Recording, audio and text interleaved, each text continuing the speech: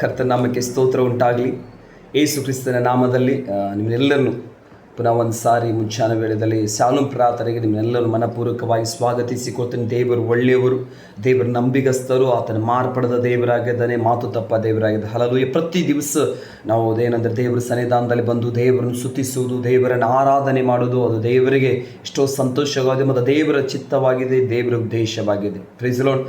ದೇವರ ವಾಕ್ಯ ಹೇಳ್ತದೆ, ನನ್ನನ್ನು ಆರಾಧನೆ ಮಾಡುವವರು ಇಂಥವರೇ ಆಗಿರಬೇಕಂತೆ. ಲೋಕದ ಉತ್ಪತ್ತಿಗಿಂತ ಮುಂಚೆ ದೇವರು ನಮ್ಮನ್ನು ಏನು ಮಾಡಿದ್ದಾರೆ, ಹೆಸರಿಟ್ಟು ಆರಿಸಿಕೊಂಡಿದ್ದಾರೆ ಅಂತ ದೇವರ ವಾಕ್ಯ ಹೇಳ್ತಾರೆ. ಹಲ್ಲೆಲೂಯಾ.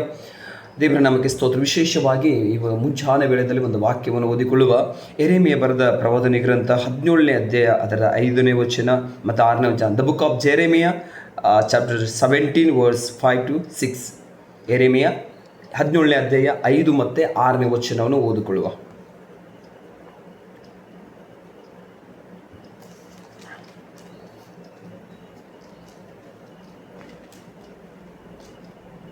ರೀಡ್, ಓದಿ. ಯೆಹೋವನು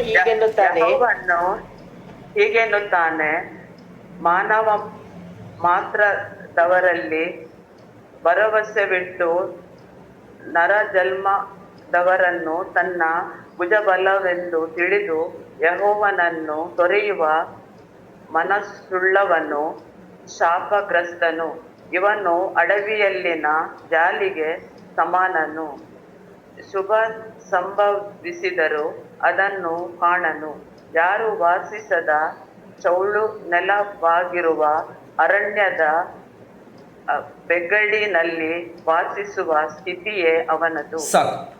ದೇವರ ವಾಕ್ಯ ಹೇಳ್ತತೆ, ಯೆಹೋವನು ಹೀಗಂತಾನೆ. ಅಂದರೆ ಯೆರೆಮೀಯನು ಅಲ್ಲಿ ಇರುವಂಥ ಯಹೂದ್ಯ ಜನರಿಗೆ ಆತನ ಬೋಧನೆ ಮಾಡ್ತದೆ. ಹೇಳ್ತಾ ಇದ್ದಾನೆ, ಯೆಹೋವನು ಹೀಗನ್ನುತ್ತಾನೆ, ಮಾನವ ಮಾತ್ರದವರಲ್ಲಿ ಭರವಸೆಯಿಟ್ಟು ನರ ಜನ್ಮದವರು ತನ್ನ ಭುಜಬಲವೆಂದು ತಿಳಿದು ಯೆಹೋವನು ತೊರೆಯುವ ಮನಸ್ಸುಳ್ಳವನು ಶಾಪಗ್ರಸ್ತರು. ಮೊದಲನೇದಾಗಿ ಯಾರು ಶಾಪಗ್ರಸ್ತರು ಅಂತ ಹೇಳಿದರೆ, ದೇವರನ್ನು ಬಿಟ್ಟು ನನಗೆ ಮನುಷ್ಯರೇ ಎಲ್ಲ, ಮನುಷ್ಯರೇ ಆಧಾರ, ಮನುಷ್ಯರೇ ಆಶ್ಚರ್ಯ ಅಂತ ಹೇಳ್ತಾ ಇದ್ದಾರಲ್ವಾ, ಅವರಿಗೆ ದೇವರು ಹೇಳುವಂಥದ್ದು ಏನಂತ ಹೇಳಿದರೆ, ಏನಂತ, ಆತನ ಶಾಪಗ್ರಸ್ತನಾಗಿದ್ದಾನೆ.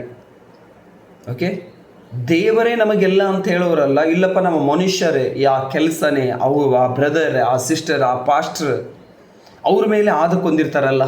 ದೇವ್ರ ವಾಕ್ಯದತೆ ಅವ್ರು ನಿಮಗೆ ಸಹಾಯ ಮಾಡ್ತಾ ಇರಬಹುದು, ಅವ್ರು ನಿಮ್ಗೆ ಹೆಲ್ಪ್ ಮಾಡ್ತಾ ಇರಬಹುದು, ನಿಮ್ಮ ಕೊರತೆಗಳನ್ನು ತೀರಿಸ್ತಾ ಇರಬಹುದು, ನೀವು ಕಷ್ಟದಲ್ಲಿ ಇರುವಾಗ ಅವರಿಗೆ ಬಂದು ಸಹಾಯ ಮಾಡಿರ್ಬೋದು. ಅದೆಲ್ಲ ದೇವರು ಹೇಳ್ತಾ ಇರೋದು. ಒಂದು ಮನುಷ್ಯನು ನಿನಗೆ ಸಹಾಯ ಮಾಡಬೇಕು, ಒಂದು ಮನುಷ್ಯನ ನಿನ್ನ ಕೊರತೆಗಳನ್ನು ತೀರಿಸಬೇಕು, ಒಂದು ಮನುಷ್ಯನ ನಿನ್ನ ಕೆಳಗೆ ಬಿದ್ದಾಗ ಮೇಲೆ ಕೆತ್ತಬೇಕಂತ ಹೇಳಿದರೆ ಅದಕ್ಕೆ ದೇವರ ಕೃಪೆ ಬೇಕು. ದೇವರವನನ್ನು ಒತ್ತಾಯ ಮಾಡಬೇಕು. ಅದನ್ನು ಒತ್ತಾಯ ಮಾಡದೆ ಆತನ ಬಂದು ನಿನಗೆ ಸಹಾಯ ಮಾಡಲಿಕ್ಕೆ ಆಗೋದಿಲ್ಲ. ಆತನ ಬಂದು ನಿನ್ನ ಕಣ್ಣೀರನ್ನು ಒರೆಸಲಿಕ್ಕೆ ಆಗೋದಿಲ್ಲ. ಆತನ ಬಂದು ನಿನ್ನ ಕಷ್ಟಗಳನ್ನು ತೀರಿಸಲಿಕ್ಕೆ ಆಗೋದಿಲ್ಲ. ಆದರೆ ದೇವರ ವಾಕ್ಯದ ಯೆಹೋವನು ಹೀಗನ್ನುತ್ತಾನೆ, ಮಾನವನ ಮಾತ್ರದಲ್ಲಿ ಭರವಸೆಟ್ಟು ನರ ಜನ್ಮದವರೇ ನನ್ನ ಭುಜಬಲ, ಅವರೇ ನಂಗೆ ಆಶ್ರಯ. ಅವ್ರು ಇಲ್ಲದೆ ನಾನು ಬದುಕಲಿಕ್ಕೆ ಆಗೋದಿಲ್ಲ, ಅವ್ರು ಇಲ್ಲದೆ ನಾನು ಜೀವಿಸಲಿಕ್ಕೆ ಆಗೋದಿಲ್ಲ. ಹಲೋ, ಹೇಳುವವರು ಶಾಪಗ್ರಸ್ತರು. ಆ ಮನುಷ್ಯನ ದೇವರು ಎಲ್ಲಿಗೆ ಹೋಲಿಸಿದರೆ ಗೊತ್ತುಂಟು? ಅಂದರೆ ಮನುಷ್ಯನ ಮೇಲೆ ಆದುಕೊಳ್ಳೋರು, ಅಥವಾ ಒಂದು ವಸ್ತುಗಳ ಮೇಲೆ ಆದುಕೊಳ್ಳೋರು, ಇಲ್ಲದಿದ್ದರೆ ಅವರ ಕೆಲಸಗಳ ಮೇಲೆ ಆದುಕೊಳ್ಳೋರು. ಅವರು ದೊಡ್ಡ ಬಂಗ್ಲೆ ಇದೆ, ದೊಡ್ಡ ಮನೆ ಇದೆ, ದೊಡ್ಡ ಜಾಗ ಇದೆ, ದೊಡ್ಡ ಬಿಸ್ನೆಸ್ ಇದೆ, ಅದರ ಮೇಲೆ ಆದುಕೊಳ್ಳೋರು. ಅದಿದ್ದರೆ ನನಗೆ ಸಾಕು. ಕೆಲವು ಜನ ಎನ್ನಿಸ್ತಾರೆ ನೋಡ್ರಿ, ಒಂದು ಬಿಸ್ನೆಸ್ ಅಭಿವೃದ್ಧಿ ಹೊಂದಿದ್ರೆ ಸಾಕು, ಒಂದು ವ್ಯಾಪಾರ ಅಭಿವೃದ್ಧಿ ಹೊಂದಿದ್ರೆ ಸಾಕು, ಒಂದು ದೊಡ್ಡ ಜಾಗ ಅವರು ಕುಟುಂಬದಲ್ಲಿದ್ದರೆ, ದೊಡ್ಡ ಅರಮನೆ ಇದ್ದರೆ, ದೊಡ್ಡ ಕಾರ್ ಇದ್ದರೆ, ಒಳ್ಳೆ ಕೆಲಸ ಇದ್ದರೆ ಅದೇ ಅವರು ಭುಜಬಲವಾಗಿರ್ತದೆ, ಅದೇ ಅವರಿಗೆ ಏನಂದ್ರೆ ಕೊರತೆಗಳನ್ನು ತೀರಿಸುವಂಥದ್ದಾಗಿದೆ ಅಂತ ಅವರು ನಂಬ್ತಾರೆ. ಬಟ್ ದೇವರ ವಾಕ್ಯ ಹೇಳ್ತತೆ, ದೇವರನ್ನು ಬಿಡುವಂಥ ಮನುಷ್ಯನ ದೇವರು ಎಲ್ಲಿಗೆ ಹೋಲಿಸ್ತಾ ಇದ್ದಾರೆ ಅಂತಿದ್ರೆ 6ನೇ ವಚನ ಹೀಗೆ ಹೇಳ್ತತೆ, ಇವನು ಅಡವಿಯಲ್ಲಿನ ಜಾಲಿಗೆ ಸಮಾನ. ಅಡವಿಯ ಜಾಲಿಗೆ ಸಮಾನ ಅಂತಿದ್ರೆ ಅಡವಿಯಲ್ಲಿ ಬೆಳೆದಿರುವಂಥ ಜಾಲಿಯ ಮರಕ್ಕೆ ಸಮಾನ ಅಂತೇಳಿ. ಯಾಕಂದರೆ ದೇವರ ವಾಕ್ಯ ಕೆಳಗೆ ಮತ್ತೆ ಹೇಳ್ತದೆ, ಶುಭ ಸಂಭವಿಸಿದ್ದು ಅದನ್ನು ಕಾಣನು. ಅಡವಿ ಜಾಲಿಗೆ ಸಮಾನ ಅಂತ ಹೇಳಿದರೆ ಆ ಜಾಲಿ ಮರನೇ ನಮಗೆ ಗೊತ್ತಿದೆ. ಜಾಲಿ ಮರ ಯಾವುದಕ್ಕೂ ಪ್ರಯೋಜನ ಬರೋದಿಲ್ಲ. ಆ ಜಾಲಿ ಮರದಿಂದ ನಮಗೇನೂ ಪ್ರಯೋಜನ ಇಲ್ಲ. ನಿಮಗೆ ಗೊತ್ತಿದೆ, ಯಾವ ಹಕ್ಕಿ ಸಹ ಅದರ ಮೇಲೆ ಗೂಡು ಕಟ್ಟಲಿಕ್ಕೆ ಹೋಗುವುದಿಲ್ಲ. ಯಾಕಂದರೆ ಕೆಳಗೆ ಅಡಿಯಿಂದ ಮೇಲೆವರೆಗೆ ಸಹ ಮುಳ್ಳಿನಿಂದ ತುಂಬಿರ್ತದೆ. ಅದು ಯಾವುದೋ ಒಂದು ಫಲ ಅದರಲ್ಲಿ ಬರೋದಿಲ್ಲ. ಅದೆಲ್ಲ ಹೋಗಲಿ, ಕೆಲವು ಗಿಡಗಳಿದೆ, ಕೆಲವು ಮರಗಳಿದೆ, ನೀವು ನೋಡಿದ್ದೀರಿ. ಒಂದು ವೇಳೆ ಅದರಲ್ಲಿ ಹಣ್ಣು ಕಾಯಿ ಆಗಲಿಲ್ಲ, ಅದು ನಮಗೆ ಪ್ರಯೋಜನಕ್ಕೆ ಬರದಿದ್ದರೂ ಸಹ ಅದರಲ್ಲಿರುವಂಥ ಸೊಪ್ಪಾದರೂ ನಮ್ಮ ಪ್ರಯೋಜನಕ್ಕೆ ಬರ್ತದೆ. ಅನೇಕ ಮರಗಳ ಖಾಲಿ ಸೊಪ್ಪೆ ಏನಂದ್ರೆ ಅದರ ಯೂಸ್ ಆಗ್ತದೆ. Praise the lord. ಅನೇಕ ಮರಗಳೇನಂತಿದ್ರೆ ಸೊಪ್ಪು ಸಹ ಯೂಸ್ ಆಗಲಿಲ್ಲ ಅಂತ ತೊಂದರೆ ಇಲ್ಲ, ಅದರ ಕಾಯಿ ಸಹ ಹೂವು ಸಹ ಯೂಸ್ ಆಗಲಿಲ್ಲ ಅಂತ ತೊಂದರೆ ಇಲ್ಲ ಅಂತ ಹೇಳಿದ್ರೆ, ಆ ಮರ ಆದರೂ ಸಹ ಏನಂತಿದ್ರೆ ಯೂಸ್ ಆಗ್ತದೆ. ಒಂದು ಸೌದೆಗೋ ಇಲ್ಲದಿದ್ದರೆ ಫರ್ನಿಚರ್ ಮಾಡಲಿಕ್ಕೋ ಯಾವುದಕ್ಕಾದ್ರೂ ಒಂದು ಯೂಸ್ ಆಗ್ತದೆ. ಇನ್ನು ಅನೇಕವುದು ಏನಂತ ಅದರ ಮರ ಯಾವುದಕ್ಕೂ ಬರೋದಿಲ್ಲ ಅಂತ ಹೇಳಿದರೆ, ಹಣ್ಣು ಸಹ ಯಾವುದಕ್ಕೂ ಬೇಡ ಅಂತಿದ್ರೆ ಅದರ ಹೂವಾದರೂ ಅನೇಕ ಜನಗಳಿಗೆ ಯೂಸ್ ಆಗ್ತದೆ. ಹೀಗೆ ಒಂದೊಂದು ಬಳ್ಳಿಗಳನ್ನು ಒಂದೊಂದು ಮರವನ್ನು ನೋಡೋದಾದರೆ ಒಂದೊಂದಕ್ಕೆ ಯೂಸ್ ಆಗ್ತದೆ. ಆದರೆ ಜಾಲಿ ಮರ ಅಂತ ಹೇಳಿದರೆ ಯಾವುದಕ್ಕೂ ಪ್ರಯೋಜನ ಇಲ್ಲ. ಅದು ಮನುಷ್ಯ ಅದು ಏನೋ ಒಂದು ಅದರಿಂದ ಒಂದು ವಸ್ತು ಮಾಡಬೇಕಂತ ಹೇಳಿದ್ರೆ ಅದು ಯೂಸ್ ಆಗೋದಿಲ್ಲ. ಯಾಕಂದ್ರೆ ಅದು ಮುಳ್ಳು ತುಂಬಿರ್ತದೆ. ಅದರಲ್ಲಿರೋ ಒಂದು ಸೊಪ್ಪನ್ನು ಒಂದು ಕುರಿಯೋ ಅಥವಾ ಹಸುವೋ ತಿನ್ಬೇಕಂತಿದ್ರೆ ಅದರಲ್ಲಿ ಇರುವಂಥ ಸೊಪ್ಪನ್ನು ತಿನ್ಲಿಕ್ಕೆ ಆಗೋಲ್ಲ, ಯಾಕಂದರೆ ಮುಳ್ಳು. ಯಾವ ಹಕ್ಕಿ ಸಹ ವಾಸ ಮಾಡಲಿಕ್ಕಾಗಲ್ಲ. ಅದೆಲ್ಲ ಹೋಗಲಿ, ಅಯ್ಯೋ ಒಂದು ಬಿಸಿಲಿನ ವೇಳೆಯಲ್ಲಿ ಆ ಬಿಸಿಗೆ ಅಲ್ಲಿ ಏನೋ ಹೋಗಿ ಆ ಗಿಡದ ನೆರಳಿಗೆ ಹೋಗಿ ಸ್ವಲ್ಪ ವಿಶ್ರಾಂತಿ ತೆಗೆದುಕೊಳ್ತೇನೆ ಅಂತ ಹೇಳಿದರೆ ಆಗೋದಿಲ್ಲ. ಒಂದು ಹಸು ಹೋಗಿ ಒಂದು ಯಾವುದೋ ಒಂದು ಪ್ರಾಣಿ ಹೋಗಿ ಅದರಲ್ಲಿ ಹೋಗಿ ವಿಶ್ರಾಂತಿ ತೆಗೆದುಕೊಳ್ತಾ ಇದೆ ಅಂತ ಹೇಳಿದ್ರೆ ಆಗೋದಿಲ್ಲ. ಯಾಕಂತಂದರೆ ಅದರ ಕೆಳಗೆಲ್ಲ ಮುಳ್ಳುಗಳು ಬಿದ್ದಿರ್ತದೆ. ಜಾಲಿಯ ಸಮಾನ ಅಂತ ಹೇಳಿದರೆ ಯಾವುದಕ್ಕೂ ಪ್ರಯೋಜನ ಇಲ್ಲದಂಥ ವ್ಯಕ್ತಿ ಯಾರು? ಮನುಷ್ಯನನ್ನು ಆದುಕೊಳ್ಳುವನು, ದೇವರನ್ನು ಬಿಟ್ಟು ಬಿಡುವಂಥ ವ್ಯಕ್ತಿ. ಇಲ್ಲಿ ಎರಡನ್ನು ಹೇಳ್ತಾರೆ. ಒಂದು, ದೇವರನ್ನು ಆದುಕೊಳ್ಳುವಂಥ ವ್ಯಕ್ತಿ ಹೇಗಿರ್ತಾನೆ. ಇನ್ನೊಂದು ಏನಂತ ಹೇಳಿದ್ರೆ ಮನುಷ್ಯರನ್ನು ಆದುಕೊಳ್ಳುವಂಥ ವ್ಯಕ್ತಿ. ಈಗ ನಾವು ಓದ್ತಾ ಇರೋದು ಮನುಷ್ಯರನ್ನು ಆದುಕೊಳ್ಳುವಂಥ ವ್ಯಕ್ತಿ. ಅದನ್ನು ಯಾವುದಕ್ಕೂ ಪ್ರಯೋಜನ ಬರೋದಿಲ್ಲ. ಶುಭ ಸಂಭವಿಸಿದರೂ ಅದನ್ನು ಕಾಣುವುದಿಲ್ಲ. ಶುಭ ಸಂಭವಿಸ್ತಾ ಇದೆ, ಎಲ್ಲರೂ ಹಬ್ಬ ಮಾಡ್ತಾ ಇದ್ದಾರೆ, ಇವನಿಗೆ ಏನು ಸಹ ಗೊತ್ತಾಗಲ್ಲ. ಯಾವ ಥರ ಅಂತ ಹೇಳಿದರೆ, ಈಗ ಎಲ್ಲರೂ ಬಣ್ಣದ ನೋಡಿ, ಆ ಕಲರ್ ನೋಡಿ, ಅದು ನೋಡಿ, ಇದು ನೋಡಿ ಎಲ್ಲ ಫುಲ್ ಇಂಟ್ರೆಸ್ಟ್ ಮಾಡ್ತಾ ಹೋಗಿ ದೊಡ್ಡ ಮನೆ ಹಾಗೆ ಹೀಗೆ ಅಂತೇಳಿ. ಆದರೆ ಕುರುಡನ ಏನು ಹೇಳಿ ಏನು ಗೊತ್ತಾಗೋದಿಲ್ಲ. ಎಲ್ಲರೂ ಸಹ ಎಂಥ ಮನೆ ಅಪ್ಪ, ಎಷ್ಟು ದೊಡ್ಡ ಮನೆ, ಎಷ್ಟು ಒಳ್ಳೆ ಕಾರು, ಎಷ್ಟು ಒಳ್ಳೆ ಗಾರ್ಡನ್, ಎಷ್ಟು ಒಳ್ಳೆ ತೋಟ, ಎಷ್ಟು ಒಳ್ಳೆ ಸುಂದರವಾದ ಹೆಂಡತಿ, ಎಷ್ಟು ಒಳ್ಳೆ ಸುಂದರವಾದ ಗಂಡ, ಎಷ್ಟು ಒಳ್ಳೆ ಸುಂದರವಾದ ಮಕ್ಕಳು. ಕುರುಡನಿಗೆ ಏನು ಸಹ ಗೊತ್ತಾಗೋಲ್ಲ, ಯಾಕಂದ್ರೆ ಅವನಿಗೆ ಕಾಣೋದೇ ಇಲ್ಲ, ಅದನ್ನು ಅನುಭವಿಸಲಾರನು. ಎಷ್ಟು ಚಂದಲ್ಲ, ಕಲರ್. ಏನು ಹೇಳ್ತಾ ಇದ್ದೀರಿ ನಂಗೆ ಗೊತ್ತಾಗ್ತಾಯಿಲ್ಲ. ಕುರುಡರು ಹಾಗೆ ಹೇಳೋದಲ್ವಾ, ಬ್ರದರ್ ನೀವು ಏನು ಹೇಳ್ತಾ ಇದ್ದೀರಿ ನಂಗೆ ಗೊತ್ತು ಇಲ್ಲ ಬ್ರದರ್, ಎಷ್ಟು ಚಂದ ಕಲರ್ ಗೊತ್ತುಂಟಾ? ಕುರುಡ. ಇವತ್ತು ಅನೇಕ ಜನಗಳು ದೇವರ ಬಿಟ್ಟವರು ಆತ್ಮಿಕದಲ್ಲಿ ಕುರುಡರಾಗಿದ್ದಾರೆ. ಅವರು ಶುಭ ಸಂಭವಿಸಿದರೂ ಅವ್ರು ಕಾಣುವುದಿಲ್ಲ, ಅವರು ಅನುಭವಿಸಲಿಕ್ಕೆ ಆಗುವುದಿಲ್ಲ. ನೆಕ್ಸ್ಟ್ ದೇವರ ವಾಕ್ಯ ಹೇಳ್ತತೆ, ಯಾರು ವಾಸಿಸದ ಚೌಳ ನೆಲವಾಗಿರುವನು, ಅರಣ್ಯದ ಬೇಗಾಡಿನಲ್ಲಿ ವಾಸಿಸುವ ಸ್ಥಿತಿ ಅವನು. ಯಾರು ವಾಸ ಮಾಡಲಾದಂಥ ಸ್ಥಳದಲ್ಲಿ ಆತನು ವಾಸ ಮಾಡ್ತಾನೆ. ಅಲ್ಲಿ ಯಾರು ಹೋಗ್ಲಿಕ್ಕೆ ಇಷ್ಟಪಡಲ್ಲ, ಅಲ್ಲಿ ಯಾರು ಇರಲಿಕ್ಕೆ ಇಷ್ಟಪಡಲ್ಲ, ಅಂಥ ನೆಲದಲ್ಲಿ ಆತನು ವಾಸ ಮಾಡ್ತಾನಂತೆ. ಯಾರು ಗೊತ್ತುಂಟ? ಈತನು ದೇವರನ್ನು ಬಿಟ್ಟಂಥ ಮನುಷ್ಯನು. ಯಾರು ಗೊತ್ತುಂಟ? ಈತನು ದೇವರನ್ನು ತೊರೆದಂಥ ಮನುಷ್ಯನು. ದೇವರ ವಾಕ್ಯ ಹೇಳ್ತದೆ. ಹಾಗಾದರೆ ದೇವರನ್ನು ಬಿಟ್ಟು ಬಿಡೋದು. ನಾವು ಇನ್ನೂ ಕೆಲವು ವಚನಗಳನ್ನು ನೋಡುವಾಗ ಸೌಲನ ದೇವರನ್ನು ಬಿಡ್ತಾನೆ.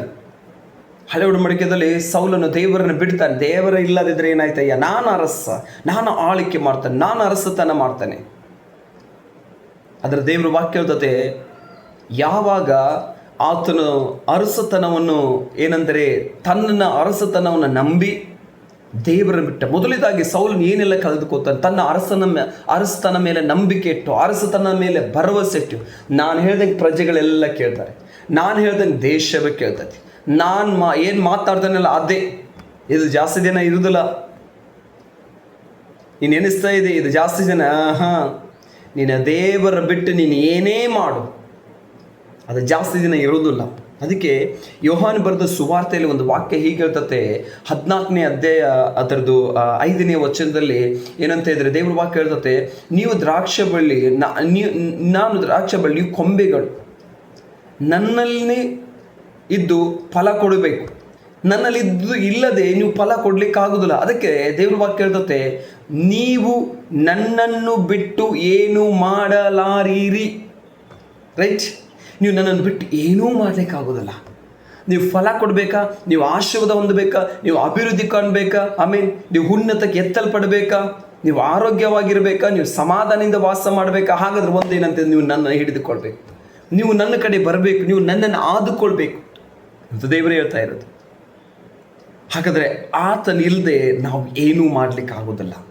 ಆತನಿಲ್ಲದೆ ನಾವು ಯಾವ ಸಂಗತಿ ಸಹ ಮಾಡಲಿಕ್ಕೆ ಆಗುವುದೇ ಇಲ್ಲ. ಹಲ್ಲೆಲೂಯಾ. ಹಾಗಾದರೆ ಕೆಳಗೆ ವಚನ ಇನ್ನೂ ಒಂದು ನಾವೇನು ನೋಡಕ್ಕೆ ಬಂದಿದ್ದೀವಿ. ಒಂದು, ದೇವರ ಆದುಕೊಂಡಂಥ ವ್ಯಕ್ತಿ ಹೇಗಿರ್ತಾನೆ. ಇನ್ನೊಂದು ಏನಂತ ಇದ್ರೆ, ಮನುಷ್ಯರನ್ನು ಆದುಕೊಂಡಂಥ ವ್ಯಕ್ತಿ. ಈಗ ನಾವು ನೋಡಿದ್ದೀವಿ ಮೊದಲೇದಾಗಿ ಮನುಷ್ಯರನ್ನ ಆದುಕೊಂಡ ವ್ಯಕ್ತಿ ಹೇಗೆ. ಈಗ ನಾವು ಕೆಳಗೆ ವಚನ ಬರುವ 8ನೇ ವಚನ, ಇನ್ನೊಬ್ರು ಯಾರಾದರೂ ಓದಿ 8ನೇ ವಚನ, 17ನೇ ಅಧ್ಯಾಯ 8ನೇ ವಚನ. 7 ಮತ್ತು 8, ಸಾರಿ ಕ್ಷಮಿಸಿ, 17ನೇ ಅಧ್ಯಾಯ 7 ಮತ್ತು 8ನೇ ವಚನ. ಬೇಗ ರೀಡ್ ಮಾಡಿ.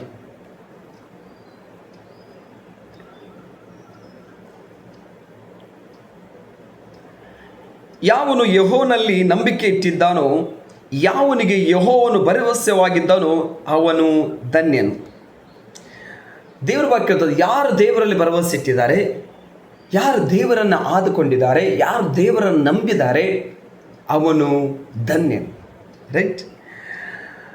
ದೇವರ ವಾಕ್ಯ ಹೇಳ್ತದೆ, ಅವನು ನೀರಾವರಿಯಲ್ಲಿ ನಡಲ್ಪಟ್ಟು ಹೊಳೆಯ ದಡದಲ್ಲಿ ತನ್ನ ಬೇರುಗಳನ್ನು ಹರಡಿ ಧಗೆಗೆ ಭಯಪಡದೆ ಹಸುರೆಲೆಯನ್ನು ಬಿಡುತ್ತಾ ಕ್ಷಾಮ ವರ್ಷದಲ್ಲಿಯೂ ನಿಶ್ಚಿತೆಯಾಗಿ ಸದಾ ಫಲ ಕೊಡುತ್ತಾ ಇರುವ ಮರಕ್ಕೆ ಸಮಾನನಾಗಿದ್ದಾನೆ. ಯಾರಿತನು?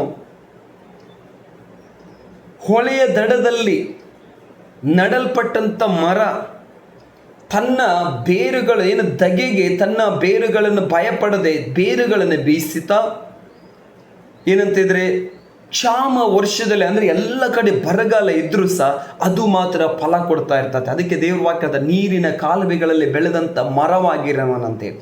ಯಾರು ದೇವರ ವಾಕ್ಯವನ್ನು ಏನು ಅನುಸರಿಸುವಂಥ ವ್ಯಕ್ತಿ, ದೇವರ ವಾಕ್ಯ ಅನುಸಾರವಾಗಿ ಜೀವಿಸುವಂಥ ವ್ಯಕ್ತಿ. ಕೀರ್ತನೆ ಬರೆದ ಪುಸ್ತಕದಲ್ಲಿ ನೀವು ನೋಡುವಾಗ 1ನೇ ಅಧ್ಯಾಯ 1ನೇ ವಚನ 2ನೇ ವಚನ 3ನೇ ವಚನ ಹೇಳುವಾಗ 3ನೇ ವಚನ ಹೀಗೆ ಹೇಳ್ತದೆ, ಯಾರು ದೇವರಲ್ಲಿ ಭರವಸೆ ಇಟ್ಟಿದ್ದಾರಲ್ಲ, ಯಾರು ದೇವರನ್ನು ಆದುಕೊಂಡಿದ್ದಾರಲ್ಲ ಅವರನ್ನು ನಾನು ನಿಮಗೊಂದು ಯಾವುದಕ್ಕಾಗಿ ಹೋಲಿಸ್ತೇನೆ ಅಂತ ಹೇಳಿದರೆ, ನೀರಿನ ಕಾಲುವೆಯ ಏನಂದರೆ ಬಳಿಯ ಬೆಳೆದ ಮರವಾಗಿರ್ತಾನೆ. ಇದು ನಮ್ಮ ಸ್ಥಿತಿ. ಹಲ್ಲೆಲೂಯಾ. ಏನಾಗಿದೆ ಒಂದ್ಸರಿ ಆಲೋಚನೆ ಮಾಡಿಕೊಳ್ಳುವ. ನಮ್ಮ ಸ್ಥಿತಿ ಏನಾಗಿದೆ, ನಮ್ಮ ಪರಿಸ್ಥಿತಿ ಏನಾಗಿದೆ. ಇವತ್ತು ನಾವು ಯಾರನ್ನು ಆದುಕೊಳ್ಳುವ, ಒಂದು ಕೀರ್ತನೆ ಬರೆದ ಪುಸ್ತಕ ಓದಿಕೊಳ್ಳುವ, ದೇವರು ಯಾರನ್ನು ಒಂದು ಮರಕ್ಕೆ ಹೋಲಿಸ್ತಾರಂತ ಹೇಳಿ. ಕೀರ್ತನೆ ಬರೆದ ಪುಸ್ತಕ 1ನೇ ಅಧ್ಯಾಯ 1ನೇ ವಚನದಿಂದ 3ನೇ ವಚನದೊಳಗೆ, ಸಾಮ್ಸ್ ಚಾಪ್ಟರ್ 1, 1 to 3 ವರ್ಡ್ಸ್.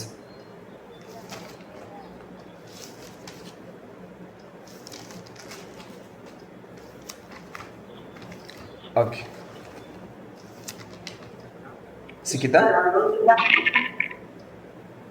ಯಾವನು ದುಷ್ಟರ ಆಲೋಚನೆಯಂತೆ ನಡೆಯದೆ ಪರಾತ್ಮನ ಮಾರ್ಗದಲ್ಲಿ ನಿಂತುಕೊಳ್ಳದೆ ಧರ್ಮ ನಿಂದಕರೊಡನೆ ಕೂತುಕೊಳ್ಳದೆ ಯೆಹೋವನ ಧರ್ಮಶಾಸ್ತ್ರದಲ್ಲಿ ಆನಂದ ಪಡುವನು, ಅವನು ಹಗಲಿರುಳು ಧ್ಯಾನಿಸಿರುವನು. ಅವನು ಎಷ್ಟು ಧನ್ಯನು. ಅವನು ನೀರಿನ ಕಾಲುವೆಗಳ ಬಳಿಯಲ್ಲಿ ಬೆಳೆದಿರುವ ಮರದ ಹಾಗೆ ಇರುವನು. ಅಂತ ಮರವು ತಕ್ಕ ಕಾಲದಲ್ಲಿ ಫಲ ಕೊಡುತ್ತದಲ್ಲ, ಅದರ ಎಲೆ ಬಾಡುವುದೇ ಇಲ್ಲ. ಅದರಂತೆ ಅವನ ಕಾರ್ಯವೆಲ್ಲವೂ ಸಫಲವಾಗುವುದು. ಸಾಕು, ದೇವರ ವಾಕ್ಯ ಹೇಳ್ತದೆ, ಸಾಕಷ್ಟೇ. ಯಾವನು ದುಷ್ಟನ ಆಲೋಚನೆಯಂತೆ ನಡೆದೆ ಪಾಪಾತನ ಮಾರ್ಗದಲ್ಲಿ ನಿಂತುಕೊಳ್ಳದೆ ಧರ್ಮ ನಿಂದಕರೊಡನೆ ಕುಳಿತುಕೊಳ್ಳದೆ ಯೆಹೋವನ ಧರ್ಮಶಾಸ್ತ್ರದಲ್ಲಿ ಆನಂದ ಪಡುವನಾಗಿದೆ, ಅದನ್ನೇ ಹಗಲಲ್ಲೂ ಧ್ಯಾನಿಸುತ್ತಾ ಇರುವವನು ಅವನು ಎಷ್ಟೋ ಧನ್ಯನು. ಅವನು ನೀರಿನ ಕಾಲುವೆಗಳ ಬಳಿಯಲ್ಲಿ ಬೆಳೆದಿರುವಂಥ ಮರವಾಗಿರೋನು.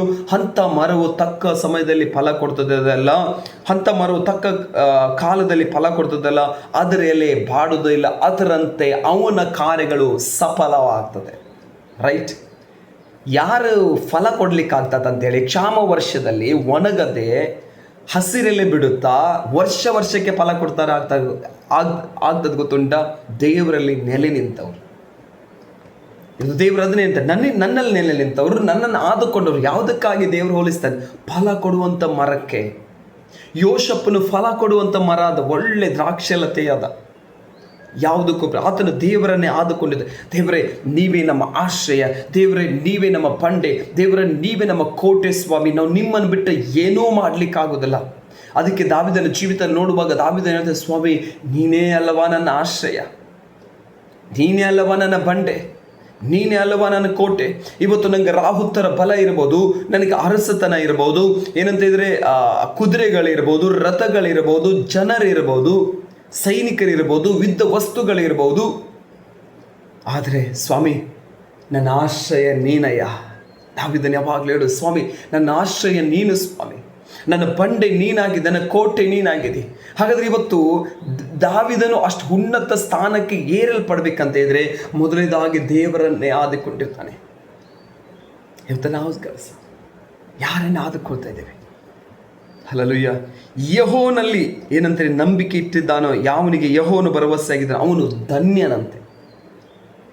ನೀರಾವರಿಯಲ್ಲಿ ನಡಲ್ಪಟ್ಟು ಹೊಳೆಯ ದಡದಲ್ಲಿ ತನ್ನ ಬೇರುಗಳನ್ನ ಹರಡಿಕೊಂಡು ಧಗೆಗೆ ಭಯಪಡದೆ, ಅಂದರೆ ತೆರೆಗೆ ಭಯಪಡದೆ, ಹಸುರು ಎಳೆಗಳನ್ನು ಬಿಡುತ್ತಾ ಕ್ಷಾಮ ವರ್ಷದಲ್ಲಿಯೂ ನಿಶ್ಚಿಂತೆಯಾಗಿ ಸದಾ ಫಲ ಕೊಡುವಂಥ ಇರುವ ಮರಕ್ಕೆ ಸಮಾನನಾಗಿದ್ದಾನೆ. ಯಾರೀತನು? ದೇವರಲ್ಲಿ ಭರವಸೆ ಇಟ್ಟಂಥ ವ್ಯಕ್ತಿ. ಯಾರೀತನು? ದೇವರನ್ನೇ ಆದುಕೊಂಡಂಥ ವ್ಯಕ್ತಿ. ಯಾರೀತನು? ದೇವರನ್ನೇ ನೋಡುವಂಥ ವ್ಯಕ್ತಿ. ಇವತ್ತು ನಮ್ಮ ಭರವಸೆ ಯಾರ ಮೇಲಿದೆ? ಒಂದು ಸರಿ ಆಲೋಚನೆ ಮಾಡಿಕೊಳ್ಳುವ. ನನ್ನ ಆಸ್ತಿ, ನನ್ನ ಅಂತಸ್ತು? ಹಲ್ಲೆಲೂಯಾ. ದೇವರಲ್ಲಿ ಎರಡು ಮನುಷ್ಯರನ್ನು ದೇವರು ತೋರಿಸ್ತಾರೆ. ಒಂದು ಮನುಷ್ಯನು ಮನುಷ್ಯರ ಮೇಲೆ ಆದುಕೊಳ್ಳುವನು, ಮತ್ತು ಆಸ್ತಿ ಮೇಲೆ, ಅಂತಸ್ತು ಮೇಲೆ, ತನ್ನ ಪೋಸ್ಟ್ ಮೇಲೆ, ತನ್ನ ಪೊಸಿಷನ್ ಮೇಲೆ. ಇವತ್ತು ಕೆಲವು ಜನಗಳ ಸಂಬಳ ನಾವು ಕೇಳ್ತೇವೆ. ಕೆಲ ಜನ ಸಂಬಳ ಹೇಳ್ತಾರೆ. ಒಬ್ಬರು ಹೇಳಿದರು ಅವರ ಮಗಳಿಗೆ 12 ಲಕ್ಷ ಇದೆ ಅಂತೇಳಿ. ಇನ್ನೊಂದು ಸಹೋದರಿ ಹೇಳ್ತಾರೆ ಅವರ ಅಕ್ಕನ ಮಗನಿಗೆ 50 ಲಕ್ಷ ಇದೆ ಅಂತೇಳಿ. ಕೇಳಲಿಕ್ಕೆ ಫಸ್ಟ್ ಭಾಷೆ ಅಂತದ್ದು ಸುಮ್ಮನೆ ಹೇಳ್ತಾರೆ. ಇಲ್ಲ, ಒಂದು ತಿಂಗಳಿಗೆ 50 ಲಕ್ಷ. ಆ ವ್ಯಕ್ತಿಗೆ ಗಂಟೆ ಮೇಲೆಲ್ಲ ಹಣ ಅಂತೆ. ಲೋಡ್ ಗಂಟೆಗೆ ಏನಂತ ಇದ್ರೆ 1.5 ಲಕ್ಷ ಹಣ ಅಂತೆ. 1 ಗಂಟೆ ಕೆಲಸ ಮಾಡಿದ್ರತನು 1.5 ಲಕ್ಷ. ಅಲ್ಲದೀಗ ಆಲೋಚನೆ ಮಾಡಿ. ಹಾಗಾದರೆ ನಾವು ಇರಿಸ್ತೇವೆ, ಅವರೆಷ್ಟು ನೆಮ್ಮದಿಯಿಂದ ಇರಬೇಕು, ಎಷ್ಟು ಬಿಡುಗಡೆಯಿಂದ ಇಲ್ಲಿ ಏನಂದ್ರೆ ನಮಗೆ ಇರ್ಲಿಕ್ಕೆ ಒಂದು ಮನೆ ಇಲ್ಲ, ಹೋಗ್ಲಿಕ್ಕೆ ಒಂದು ಸಣ್ಣ ಕಾರ್ ಸಹ ಇಲ್ಲ. ಪ್ಲೀಸ್ ಲೋಡ್, ಹಾಕಿಕೊಳ್ಳಿಕ್ಕೆ ಒಳ್ಳೆ ಬಟ್ಟೆ ಇಲ್ಲ. ಅಯ್ಯೋ ಅದೇ 300 ರೂಪಾಯಿ ಕೆಲಸ, ಅದೇ 400 ರೂಪಾಯಿ ಕೆಲಸ. ಗಂಟೆಗೆ 1 ಲಕ್ಷ, ಗಂಟೆಗೆ 50,000 ಸಂಬಳ ಅಂತ ಹೇಳಿದರೆ, ತಿಂಗಳಿಗೆ 50 ಲಕ್ಷ ಅಂತ ಹೇಳಿದರೆ ಎಲ್ಲಿ ಆಯಿತು ಪ್ರೇಯರೆ? ನಾವು ನೆನೆಸ್ತೇವೆ ಅವ್ರು ಹೇಗಿರ್ಬೋದು ಪ್ರೇಯರ್. ನಾನು ಹೇಳಲ್ಲ, ಅವ್ರಿಗಿಂತ ಬೆಸ್ಟಾಗಿ ನೀನು ಜೀವಿಸ್ತಾ ಇದ್ದೆ, ಅವ್ರಿಗಿಂತ ಬೆಸ್ಟಾಗಿ ನಾನು ಜೀವಿಸ್ತಾ ಇದ್ದೇನೆ. ಇವತ್ತು ಒಂದು ವೇಳೆ ಅವರು ದೇವರು ಕಂಡುಕೊಂಡ್ರೆ, ರಕ್ಷಣೆಯಲ್ಲಿ ಇದ್ದರೆ ದೇವರ ಸ್ತೋತ್ರ. ಒಂದು ವೇಳೆ ರಕ್ಷಣೆಯಲ್ಲಿ ಅವರು ಇಲ್ಲದಿದ್ದರೆ ನಾನು ನೀನು ಎಷ್ಟೋ ಧನ್ಯರು. ಅವರು ದೇವರನ್ನು ಅರಿಲಿಲ್ಲ, ಆದರೆ ನಾನು ನೀನು ದೇವರನ್ನು ಅರಿತಿದ್ದೇವೆ. ನನಗಿರುವಂಥ ಸಮಾಧಾನ, ನಮಗಿರುವಂಥ ದೇವರನ್ನು ಅರಿತುಕೊಂಡವರಲ್ಲಿ ಇರುವಂಥ ಸಮಾಧಾನ ಅವರಿಗಿಲ್ಲ. ಇವತ್ತು ಅವರ ಹತ್ರ ಕೋಟಿಗಟ್ಟಲೆ ಇರ್ಬೋದು, ಬಟ್ ಅವರ ಹತ್ರ ಸಮಾಧಾನ ಇಲ್ಲ. ನಿಮ್ಗೆ ಗೊತ್ತುಂಟ, ಇನ್ನು ಹೊರದೇಶದಲ್ಲಿ ಇರುವವರು ಸಮಾಧಾನಕ್ಕಾಗಿ ಕ್ಲಬ್ಬು ಬಾರಿಗೆ ಹೋಗಿ ಟೈಮ್ ಪಾಸ್ ಮಾಡಿ ಬರ್ತಾರೆ. ಯಾಕೆ? ಸಮಾಧಾನ ಬೇಕು ನಮಗೆ. ನೀವು ಕ್ಲಬ್ ಆಗಲಿ, ಬಾರ್ ಆಗಲಿ, ಆಮೇಲೆ ಹುಡುಗಿನ ಪ್ರೀತಿ ಆಗಲಿ, ಹುಡುಗನ ಪ್ರೀತಿ ಆಗಲಿ, ಅನೇಕ ಜನಗಳು ಸಮಾಧಾನಕ್ಕೋಸ್ಕರ ಸ್ಪೋರ್ಟ್ಸ್ ನೋಡ್ಲಿಕ್ಕೆ ಹೋಗ್ತಾರೆ. ಹಣ ಕೊಟ್ಟು ಸ್ಪೋರ್ಟ್ಸ್ ನೋಡ್ಲಿಕ್ಕೆ ಹೋಗ್ತಾರೆ. ಅದು ನಿಮಗೆ ಸಮಾಧಾನ ಕೊಡೋದಿಲ್ಲ. ಸಹೋದರ ಸಹೋದರಿ, ಸಮಾಧಾನ ಕೊಡಬೇಕಂತ ಹೇಳಿದರೆ ಸಮಾಧಾನ ಅಧಿಪತಿಯಾಗಿರುವಂಥ ಯೇಸುವಿನ ಬಳಿಗೆ ನೀನು ಬರಬೇಕು. ಆತ ನಮಗೆ ಸಮಾಧಾನ ಕೊಡಲಿಕ್ಕೆ ಶಕ್ತನಾಗಿದ್ದಾನೆ. ಆತನು ನಮ್ಮ ಕಷ್ಟಗಳಿಗೆ ಪರಿಹಾರ ಆಗುವಂಥ ದೇವರು. ಆತನು ನಮ್ಮ ಕಣ್ಣೀರುಗಳನ್ನು ಒರೆಸುವಂಥ ದೇವರಾಗಿದ್ದಾರೆ. ಹಲ್ಲೆಲೂಯಾ.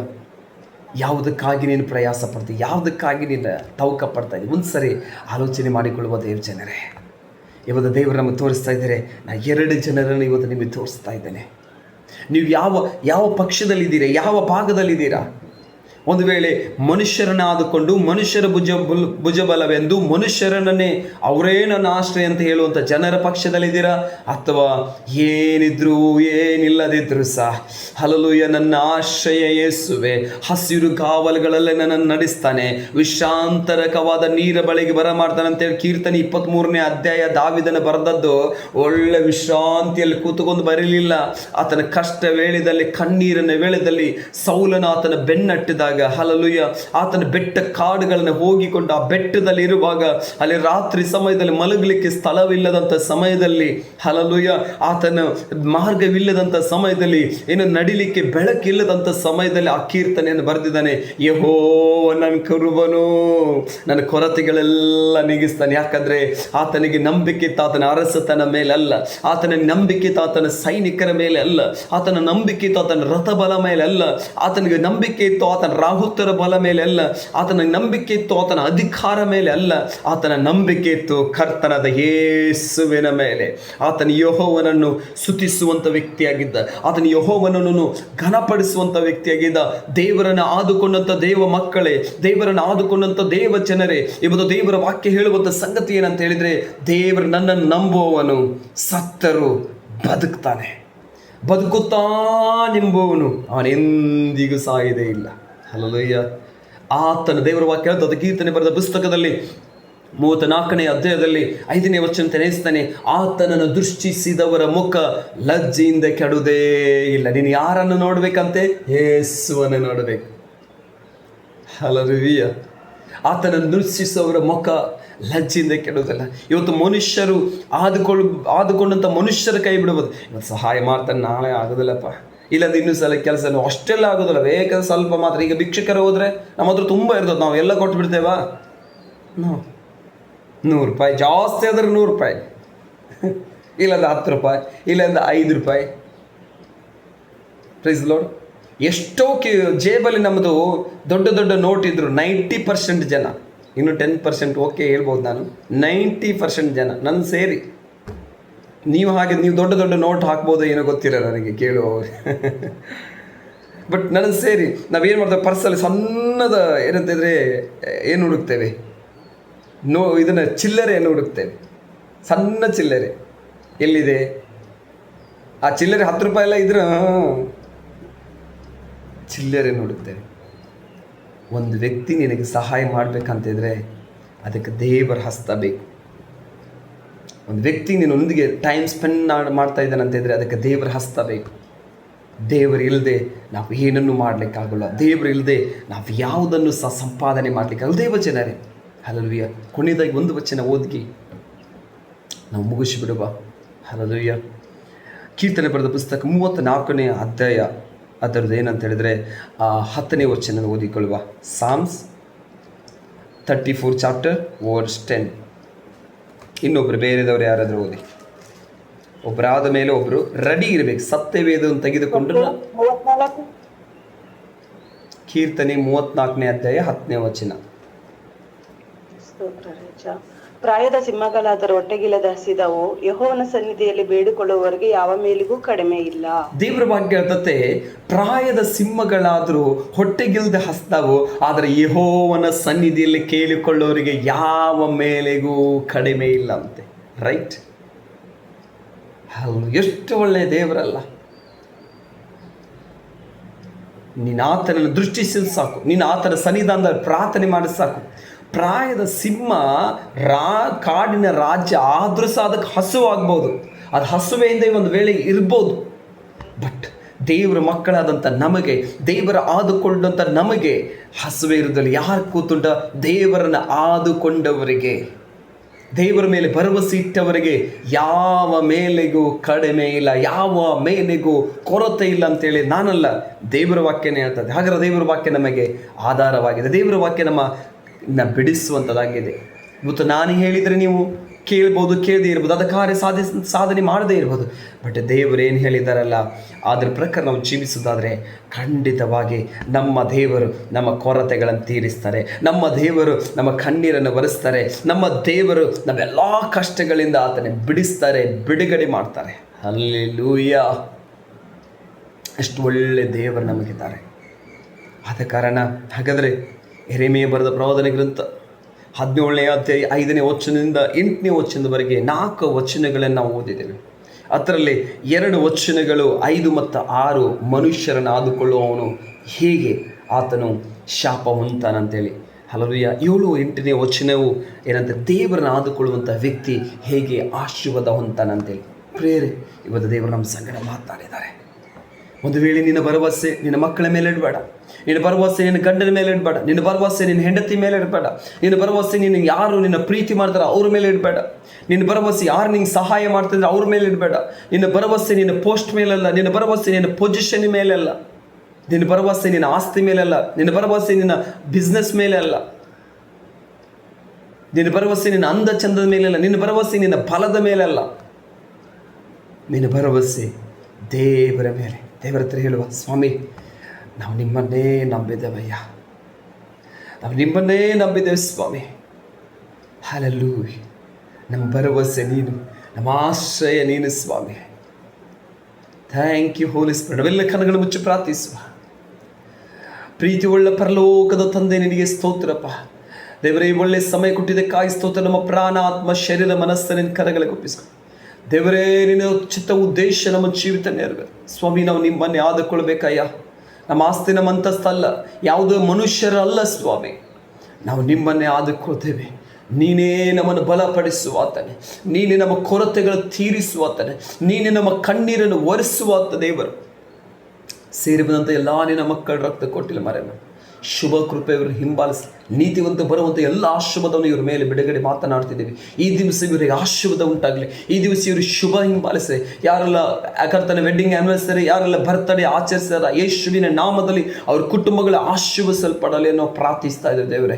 ಹೊಸ ವರ್ಷ ಕಾಲಿಡುವಾಗ, ಕರ್ತನೆ ಹೊಸ ದಂಪತಿಗಳ ಕಾಲಿಡುವಾಗ ಸ್ವಾಮಿ, ಮದುವೆ ಆ್ಯನಿವರ್ಸರಿ ಆಚರಿಸಿ ಮಾಡುವಂಥ ಪ್ರತಿಯೊಬ್ಬರನ್ನು ಆಶೀರ್ವದಿಸಿ ಕುಟುಂಬವಾಗಿ. ಯಾರೆಲ್ಲ ಅನಾರೋಗ್ಯದಲ್ಲಿ ಬಳಲ್ತಾ ಇದ್ದಾರೆ ಸ್ವಾಮಿ, ಯಾರೆಲ್ಲ ರೋಗದಲ್ಲಿದ್ದಾರೆ, ಯಾರೆಲ್ಲ ಸಾಲದಲ್ಲಿದ್ದಾರೆ ಸ್ವಾಮಿ, ಯಾರ ಕುಟುಂಬದಲ್ಲಿ ಗಲಿಬಿಲಿಯಲ್ಲಿ ಸ್ವಾಮಿ, ಯಾರ ಕರ್ತನೆ ಮದುವೆ ಆಗಲಿಕ್ಕೆ ಕರ್ತನೆ ಹುಡುಗ ಅಥವಾ ಹುಡುಗಿ ಸಿಗ್ತಲೋ, ಯಾರ ಕರ್ತನೆ ಸ್ವಾಮಿ ಮಕ್ಕಳು ಆಗದೇ ಇದ್ದಾರೆ ಸ್ವಾಮಿ, ಯಾರ ಸ್ವಾಮಿ ಕರ್ತನೆ ಕೆಲಸ ಇಲ್ಲದೇ ಇದ್ದಾರೆ ದೇವರೇ, ಯಾರ ಕರ್ತನೆ ಸ್ವಾಮಿ ಬಲಹೀನತೆ ಇದ್ದಾರೆ, ಯೇಸುವಿನ ನಾಮದಲ್ಲಿ ಎಲ್ಲರಿಗಾಗಿ ಪ್ರಾರ್ಥಿಸ್ತಾ ಇದೆ. ಎಲ್ಲರ ಜೀವಿತಗಳ ಮಾರ್ಪಡಲಯ್ಯ. ಫಲವನ್ನು ಹೊಂದಿಕೊಳ್ಳಲಿ, ಗರ್ಭ ಫಲವನ್ನು ಹೊಂದಿಕೊಳ್ಳಲಿ ಕರ್ತನ ಒಳ್ಳೆಯ ಸಂಗಾತಿಗೆ ಒಂದಿಗೆ ಅವರಿಗೆ ದೊರಕಲೆ ನಾವು ಪ್ರಾರ್ಥಿಸ್ತಾ ಇದ್ದೇವೆ ಸ್ವಾಮಿ. ಸಾಲಗಳ ನೀಗಲ್ಪಡಲಿ, ಮನಸ್ಸಿಗೆ ಸಮಾಧಾನ ಕೊಡ್ರಿ, ಆರೋಗ್ಯವನ್ನು ಕೊಡ್ರಿ, ಪ್ರತಿಯೊಬ್ಬರನ್ನ ಆಶೀರ್ವದಿಸಿ, ಶುಭ ಕೃಪೆಯನ್ನು ಹಿಂಬಾಲಿಸಿ ತಿರ್ಗಾ ಒಂದ್ಸರಿ ಸೇರಿ ಬರುವವರಿಗೆ ದೇವರೇ ನಿನ್ನ ಪ್ರಸನ್ನತೆ ಇವರೆಲ್ಲರ ಸಂಗಡ ಇದ್ದು ನಡೆಸಲಿ ನಾವು ಪ್ರಾರ್ಥಿಸ್ತೇವೆ ದೇವರೇ. ನಮ್ಮ ಪ್ರಾರ್ಥನೆ ಕೇಳಿದ ಕಾಯಿಸುತ್ತಾರೆ ಯೇಸುವಿನ ನಾಮದಲ್ಲಿ ತಂದೆ, ಆಮೆನ್. ನನ್ನ ಮನವೇ ಯೆಹೋವನು ಕೊಂಡಾಡ, ನನ್ನ ಸರ್ವೇದಿಗಳು ಆತನ ಪವಿತ್ರ ನಾಮನ ಕೀರ್ತಿಸಲಿ. ನನ್ನ ಮನವೇ ಯೆಹೋವನು ಕೊಂಡಾಡ, ಆತನ ಮಾಡಿದ ಉಪಕಾರಗಳಲ್ಲಿ ಒಂದನ್ನು ಮರೆಯಬೇಡ. ನನ್ನ ಯೇಸು ಕ್ರಿಸ್ತನ ಕೃಪೆ, ತಂದೆಯಾದ ದೇವರ ಪ್ರೀತಿ, ಪವಿತ್ರಾತ್ಮನ ಅನ್ಯನತೆ ಸಹಾಯ ಸದಾಕಾಲ ಎಲ್ಲ ನನ್ನ ಭಕ್ತ ಮಕ್ಕಳೊಂದಿಗೆ ನಿತ್ಯ ಕಾಲಕ್ಕೆ. Amen and amen. Amen. God bless you, God bless you. ದೇವರ ಮೇಲೆ ಎಲ್ಲರನ್ನ ಆಶೀರ್ವದಿಸಿ. Praise the lord. God bless you.